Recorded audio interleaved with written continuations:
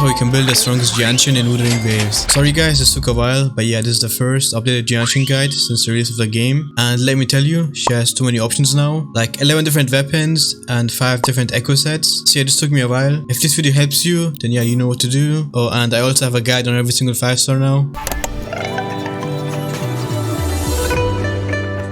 Let's start by simplifying her kit. Basic attack, 4-hit combo that does arrow damage. The third basic attack is really cool. You can tell whoever designed or worked on Jianxin put a lot of love into her. Like, out of all of the standard 5-star characters, she has the best animations in my opinion. Heavy attack, consumes stamina to attack the target, dealing arrow damage. Mid-air attack, consumes stamina to do a plunging attack, dealing arrow damage. Dodge counter, as always you dodge, attack, deal arrow damage. Skill, you can either hold it or tap it. If you hold it, then she will enter her parry stance and start charging. So this has a long animation. As you can see, 1 shorekeeper, 2 shorekeeper, 3 shorekeeper, so 2.5 seconds. And the thing is, if she gets hit while charging, then she will take no damage and attack the enemy automatically, dealing more arrow damage. But if you just tap the skill button, then she will do less damage. At level 10 it's 334% if you get hit while charging, versus 258% if you just tap the skill button. So yep, holding it does more damage. That's why they made the animation so long. The good thing about her skill is that you can hold it, swap off her, and then she'll keep on charging.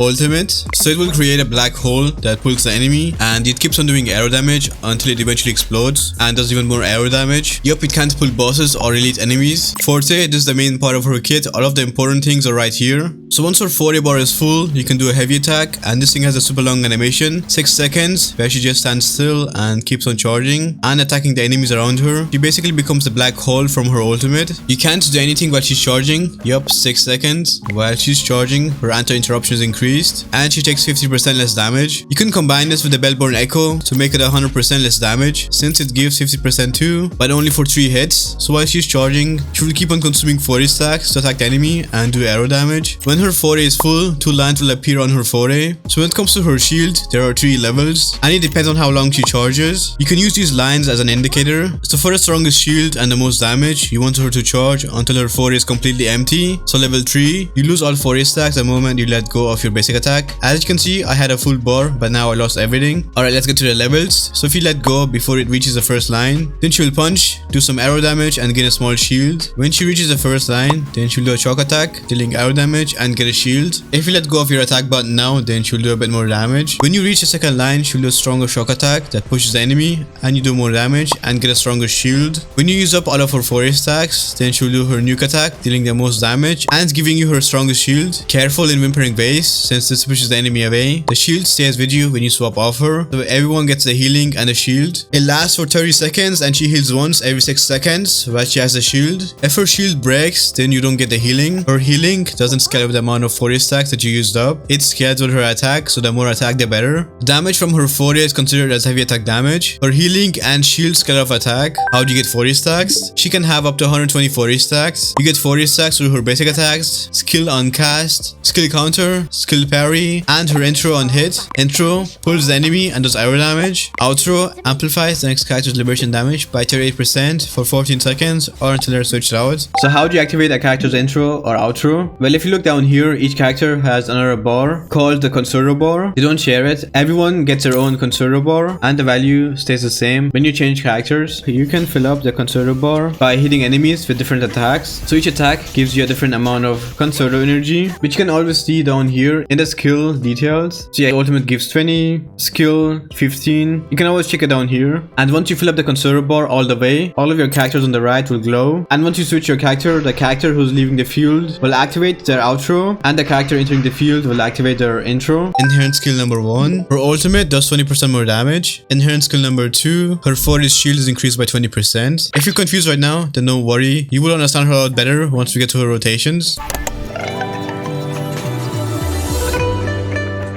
When it comes to her skill priority, her ultimate is the most important one for her damage. No long animation, it just pulls the enemy, does damage, and her enhanced skill number 1 boosts the damage of her ultimate.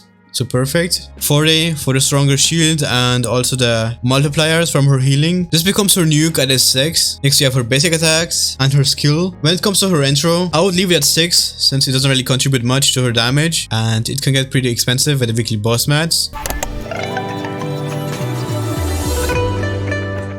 When it comes to her weapons, she has too many options. You will see I compared the damage of 11 different gauntlets. So her best weapon damage wise is still Xiangliao's weapon. High base attack, the crit rate is pretty good too. Arrow damage from here, and it's pretty easy to trigger the weapon effect. 48% liberation damage bonus. This is her best weapon because it boosts liberation damage bonus, which is most of her damage. Next we have Iuno's weapon. So less base attack than Xiangliao's weapon, but you get more crit rate, some attack here, and 20% liberation damage bonus, which is less than Xiangliao. Oh, and don't worry about the defense ignore. You get all of the stacks as soon as you use her intro. And she has a shield too, so perfect. The other 5-star weapons are pretty close to each other when it comes to damage, so it doesn't really matter which one you have. Zani's weapon is pretty good too. High base attack, 48% crit damage, extra attack from here, and it's pretty easy to trigger the defense ignore. Rocha's weapon is a stat stick, but it's pretty close to Zani's weapon when it comes to damage. At S6, Rocha's weapon becomes her best in slot weapon. The standard 5-star gauntlet is pretty good on her too. The more ER, the better. And the attack substat here is pretty high too, which is really good since her healing and shielding scales with that. But I would only pull this if you already have the standard 5-star sword and the standard 5-star gun. Otherwise, you'll regret it later on. Now let's get to the 4 stars. The new battle pass one is really good on her. 40% crit damage and liberation damage is most of her damage. Again, this is only good if you have the weapon at rank 5, so 5 copies. The other 4-star weapons that are worth mentioning is the Mercado. It gives you a lot of energy regen and conserve energy, but yeah, it's the worst weapon damage wise. But if you only care about her outer buff, then there's nothing wrong with using this. It's what I have on her right now. Keep in mind that this has low attack. Her shield and her healing scales with attack. Gauntlet 21 is pretty good on her too, since it heals her and increases the damage of her dodge counters. Oh, and the energy regen can come in handy too. The 3-star type 4 can work too if you want more healing with the rejuvenating glow set. And to trigger the attack buff more often, you don't really have to level this since you only care about the healing. But yeah, this weapon is super niche. The other 4-star options are pretty close, and I don't want to make this video too long, so you can look at the damage and decide for yourself.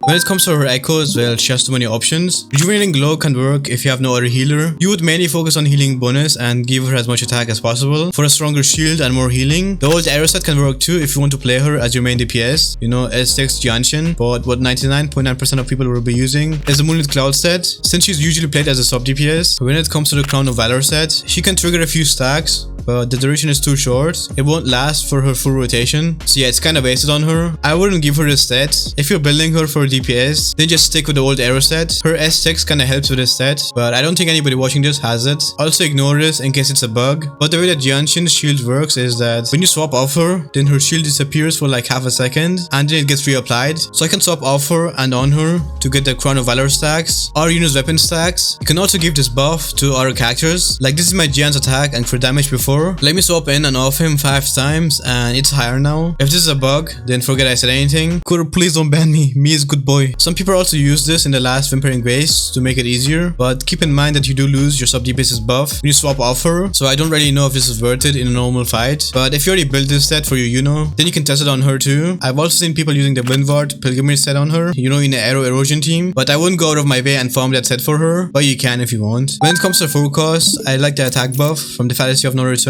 and the 10% energy regen, but the belt burn is pretty good too if you don't want to take damage. Nightmare Monkey for a Sierra Gale set, and your best friend the Heron for a Moonlit Cloud set. Again, you can use the Bellborn Echo if you don't want to take damage for 3 hits, but yeah, you'll be buffing the next character less. When it comes to the main stats, it's the usual. Crits, crit damage or crit rate on your forecast, double arrow or arrow plus attack on the 3 cost. Again, her healing and shield scales of her attack. You know what, her entire kit scales of attack. As for the 1 cost, you only have 1 option. Yup, double attack. When it comes to substats, you want 140% energy regen, crits, crit damage and crit rate, attack, flat attack and attack percent, liberation damage, heavy attack damage and basic attack damage bonus are all good since you use all of them. When it comes to recommended stats, you want 1800 attack, 70% crit rate, 220% crit damage, 140% ER. When it comes to teams, she can provide crowd control, but most people use her because she can work as a sub DPS in any team that needs liberation damage bonus. So DPS, Jianxin, and healer, so Verena, Aero Rover in the Aero teams, or Shorekeeper being the best. As for her DPS, well, her best team would be with Iuno, and she's the main reason why you're watching this. You can use Aero Rover as a healer in this team because of his sword buffing arrow damage. Xiangliao can work too, since most of his damage is liberation damage or calculus and Yinlin. So in this team, she's like the only healer, so you would give her the rejuvenating glow set, and she'll be buffing Yinlin with her outro, which will then buff Chihuahua with her outro. And as always, if Chihuahua works in a team, then Xiangliao Pro Max can work better in that team. If you have Morphe in your team, then Jinxi can work too, since you can use Morphe's outro to buff Jianxin's forte heavy attack, and thanks to Morphe's ultimate and Jianxin's forte attack, which keeps on attacking the enemies and triggering Morphe's ultimate, you can flip Jinxi's forte bar. As for the DPS Jianxin teams, auto can work since he amplifies arrow damage bonus for 14 seconds. Yang gives energy and crowd control, so you'll need less energy regen. Sunho is good on every single team, thanks to her triggering the Moonlit Cloud set pretty fast. New players can use Aero Rover, Danjian and Jianxin, or Rover, Jianxin and Baizhi, or any other healer that you have. When it comes to her sequences, so S1, after you use her intro, you get more forte attacks from her basic attacks for 10 seconds. S2, her skill gets another charge, so you have faster concerto regen. This is her best sequence in my opinion. I wouldn't use her if I didn't have this. S3, if you hold her skill button for 2.5 seconds, then she'll counter automatically. S4, her ultimate's damage is increased by 80% for 14 seconds when using her forte's heavy attack. S5, her ultimate's range is increased by 33%, so better crowd control. S6, you can basically end her forte's heavy attack early. You don't have to charge it all the way, just charge it for a bit, which will then enhance her skill for 5 seconds, so you have 5 seconds to press her skill button, and once you do, she will deal arrow damage equal to 556% of her attack, considered as heavy attack damage, so perfect with Morphe or Iuno. This thing becomes a nuke, and you gain her max shield from this too. You get an even stronger shield thanks to her enhanced skill, again a 20% stronger shield, so yeah, you don't have to wait for her forte to charge all the way. This makes her rotation way shorter, and damage wise, this is her best sequence. When it comes to her rotations, well, it depends on her weapon, energy regen, and sequence nodes. I won't be using the Mercado for her rotation since some people don't have it. Her rotations don't always work out, so dodge counters and stuff give you concerto energy too. Let's start with the two S0 rotations first. So you rotate between them, one without and then one with her forte's heavy attack. So for the first rotation, you intro into her, use 4 basic attacks, use her ultimate for a good damage, 4 basic attacks again, skill, echo, and outro. For the second rotation, you intro into her, fully charge her forte, use her skill and then her ultimate for a good damage, echo, outro, and yeah, after this you go back to her first rotation but you don't use her forte. Now let's move on to the S2 rotations. So we have 2 rotations again, forte and no forte. So intro for basic attacks, skill, and then use her ultimate, and then 1 basic attack right after for a concerto energy. You can then use her second skill, echo, and outro. For a second rotation, it's the same one as her second rotation from her S0 rotation. So you guys probably noticed I didn't use her second skill this time. I know it gives her concerto energy, so you can lower her ER requirements, but I still recommend using her ultimate since most of her damage comes from her ultimate, and her S4 and S5 increase the damage from her ultimate even more. This is her S6 rotation. I can't show it since I don't have it, but yeah, as you can see, it's a lot easier than her other rotations. You only have 1, so you immediately cancel her forte's heavy attack to unlock her third skill, the nuke. So she worth pulling? Well, you don't pull Jianxin, she pulls you. She's the jack of all trades, so she heals you, shields you, does damage, and has really good crowd control. That gets better with more sequences. Well, since she's on the main DPS, you don't need as much resources to build her, so you can level 70 her with level 6 skills and give her your random Moonlit Cloud pieces with as much ER as possible. Yep, she'll be the outro bot, but if you can give her a damage weapon, then I recommend it over a concerto weapon, since her damage is not that bad. I personally wouldn't use her unless I have her S2, so at S0, I'd mainly use her in the Iuno team instead of Ciaccona or Yinlin, but after S2 she starts getting good, so you can use her in any team that needs liberation damage bonus. I know she's not the best, but she's still pretty good. As for S6, that's where she becomes really good. If you're still missing Asterites, then don't worry. Crew Games gave us extra codes to give away. You can join our Discord server, link in the pinned comment, and then go to the giveaway channel there to join the giveaway. They gave us a lot of codes, so yeah, I'll have to give away some every few weeks now. And you can also get a free to play or forced to pay tag on our Discord server for free just by joining. You can use this tag everywhere. You can join our Discord server if you need help with anything in the game. You can ping the game helper role, and you won't ever miss free Asterite codes or events, or if you need help farming echoes. If this video helped you, then you can help me by liking and subscribing, and yeah, have a wonderful rest of your day or night, and thank you so much for watching.